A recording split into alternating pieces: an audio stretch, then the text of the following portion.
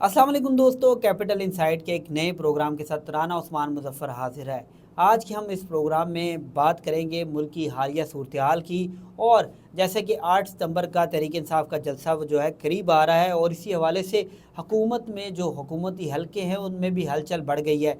एक तरफ हुकूमत जो है बार बार मौलाना फजल रहमान से मुलाकातें कर रही है, जुडिशल पैकेज की बात की जा रही है, और दूसरी जानिब तहरीक इंसाफ जो है उनकी जानिब से भी बयानात आ रहे हैं कि वो इस्टेब्लिशमेंट से मुज़ाकरात करना चाह रहे हैं, क्योंकि जो मौजूदा क़यादत बाहर है वो क्यों इस्टेब्लिशमेंट से मुज़ाकरात करने के हवाले से इतना ज़ोर दे रही है, इसके हवाले से अब आपको बताऊंगा। और जबकि मौलाना फजल रहमान से हुकूमत क्यों मुलाकात करना चाह रही है और बार बार मुलाकातें जो होती हैं उसमें अंदरूनी गुफ्तगू क्या होती है और क्या ऑफ़र किया जाता है मौलाना फजल रहमान को।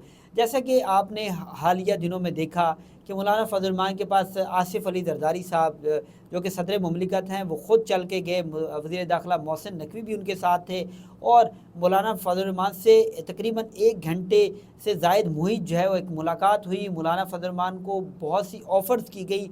ज़राए का ये कहना है कि मौलाना फजल रहमान को हुकूमत में शामिल करने की हवाले से दावत दी गई और उन्हें कहा गया कि वो KPK की गवर्नरशिप ले ले और हुकूमत का साथ दे। हुकूमत जो जुडिशल पैकेज लाना चाह रही है उसमें हुकूमत का साथ दिया जाए। मौलाना फजल रहमान ने इस मुलाकात के बाद उनसे वक्त मांगा, और इस हवाले से जो हतमी फ़ैसला है मौलाना फजल रहमान की जानिब से नहीं किया गया, और कहा गया कि वो पार्टी से मुशावरत के बाद ही आपको कोई बात बता सकते हैं।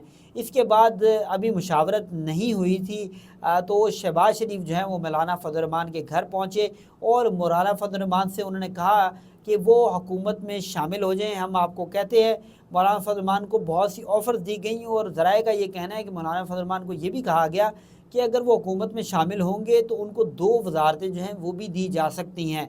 और लेकिन मौलाना फजल रहमान जो है, ये कहा गया कि मौलाना फजल रहमान उनका साथ, और हुकूमत जो जुडिशल पैकेज लाने जा रही है उस हवाले से पार्लियामान में उनकी मदद भी की जाए और उनका साथ भी दिया जाए। मौलाना फजल रहमान की जानिब से जो है इस हवाले से इस मुलाकात के बाद भी ये बात सामने आई कि उन्होंने कहा कि मुशावरत के बाद ही वो फ़ैसला कर सकते हैं। और उसके बाद उन्होंने एक बयान भी कहा कि इन हुकूमत के अहदेदारों के पास कुछ भी नहीं है, असल ताकत जो है वो इस्टेब्लिशमेंट के पास है।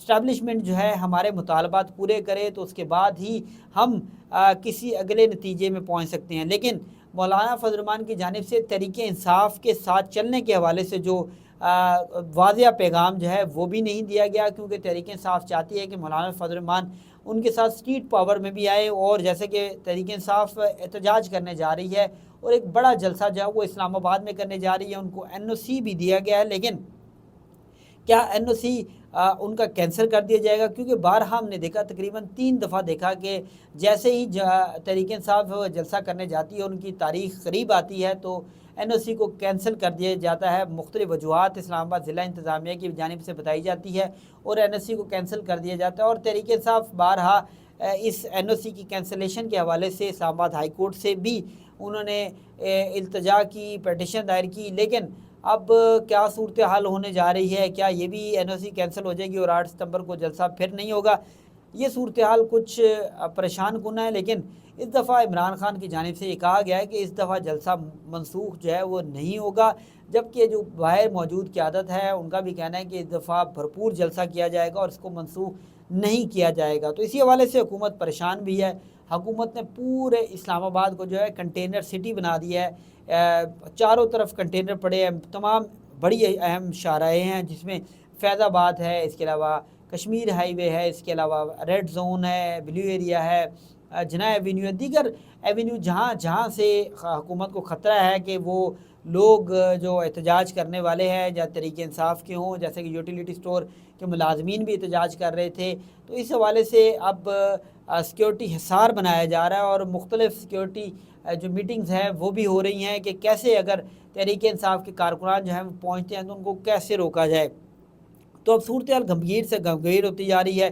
दूसरी तरफ हुकूमत को मईशत के मसाइल जो हैं वो भी दरपेश हैं, क्योंकि IMF की जानिब से अब तक हुकूमत को कर्ज़े की मंजूरी जो है वो नहीं दी गई। हुकूमत जो कर्ज़ा लेना चाहती है वो कर्ज़ा जो है दूसरे कर्ज़ों को वापस देने के लिए हुकूमत जो है वो IMF से मांग रही है। IMF के कुछ तहफ़्फ़ुज़ात हैं, IMF की कुछ शराइत हैं, और इन शराइत को पूरा करने के बाद ही हुकूमत को जो है वो कर्ज़ा मिल सकता है। लेकिन अब तक जो है वो ये बात नज़र नहीं आई कि IMF जो है हुकूमत या पाकिस्तान को कर्ज़ा देने जा रही है।